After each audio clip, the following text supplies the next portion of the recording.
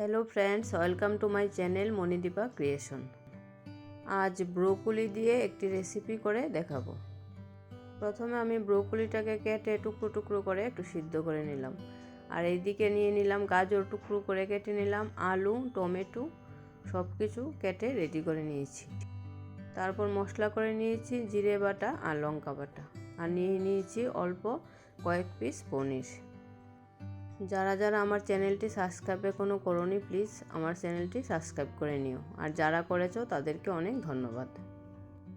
এই নিরামিষ রেসিপিটি খুব সুস্বাদু, ভাতের সঙ্গে খাওয়া যাবে, রুটির সঙ্গেও খাওয়া যাবে।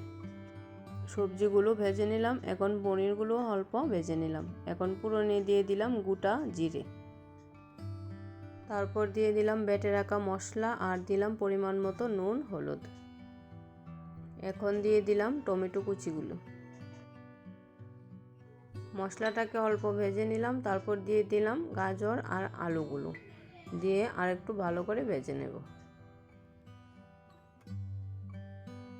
মশলা কষানো হয়ে গেছে, এখন দিয়ে দিলাম পরিমাণ মতো জল।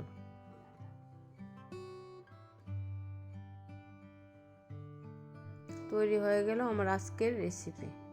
ভিডিওটি শেষ পর্যন্ত দেখার জন্য ধন্যবাদ।